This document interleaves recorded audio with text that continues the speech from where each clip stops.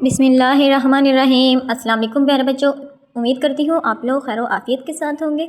तो आज की इस वीडियो में मैं आप लोगों को बताने वाली हूँ एक शेर, एक बंद है जिसकी तशरीह है कि हमने किस तरीके से जो है वो तशरीह करनी होती है। तो सबसे पहले तो मैं आप लोगों को ये बता दूँ कि ये वीडियो जो है ये है 6, 7 और 5 क्लास के बच्चों के लिए। तो जो है यहाँ पर आप लोग देख सकते हैं एक बंद दिया गया है, जैसे कि सौंप कर मनसबे आदमियत मुझे, तूने बख्शी है अपनी खिलाफत मुझे, शौक़े सजदा भी गर कराब अनायत कर अब अनायत मुझे।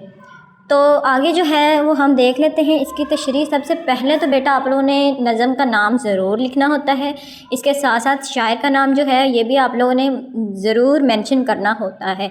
इसके मार्क्स होते हैं। फिर नेक्स्ट मफ़हूम की अगर बात कर ली जाए तो अल्लाह ताला ने इंसान को अपना खलीफा बनाया, ए खुदा मुझे सजदे की तौफ़ीक अता फरमा, मेरी यही इल्तिजा है।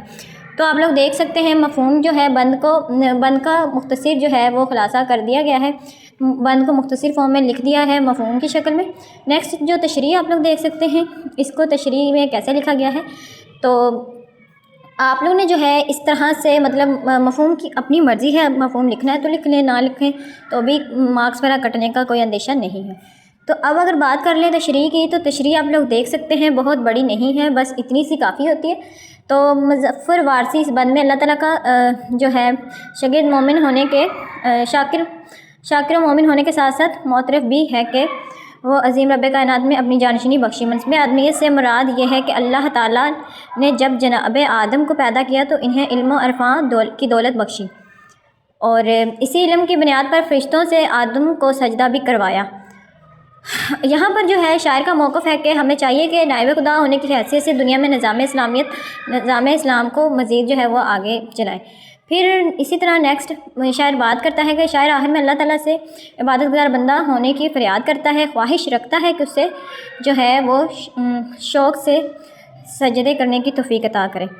तो आप लोग देख सकते हैं इस बंद के अंदर जो बात हुई है उसकी तशरीह किस अंदाज से की गई, बहुत ही सिंपल तरीके से की गई है। तो बेटा इसके अंदर शेर ऐड नहीं किया गया क्योंकि इसमें कोई इशू नहीं है, क्योंकि ये छोटी क्लास के बच्चों के लिए है तशरीह।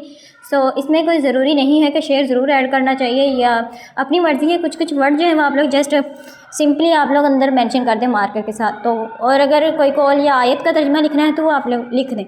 ये नहीं है कि हर हाल में जी शेर भी ज़रूर डालें, छोटी क्लास में इसमें कोई इतना इशू नहीं है। तो जो है आप लोगों ने इस तरह से सिंपली अपनी जो तशरीह है इसको कंप्लीट कर लेना है। और हाँ, यहाँ पर जो अहम चीज़ है वो यही है कि आप लोगों ने अपना जो है हमद मतलब नज़म का उन्वान, शायर का नाम हर हाल में मेंशन करना है, इसके भी मार्क्स होते हैं। और ये आप लोग बहुत लंबी इसकी लेंथ का कोई इतना इशू नहीं है, ठीक है, इतना ही जस्ट लिख लें तो काफ़ी है। तो मेरे ख्याल में आज के लिए इतना काफ़ी रहेगा। मिलते हैं नेक्स्ट टॉपिक के साथ किसी नई वीडियो में। तब तक के लिए अल्लाह हाफिज़, अपना ख्याल रखें, दुआ में याद रखें। वीडियो अच्छी लगी हो तो प्लीज़ लाइक कीजिएगा, शेयर कीजिएगा, सब्सक्राइब कीजिएगा और कमेंट ज़रूर कीजिएगा। अल्लाह हाफिज़।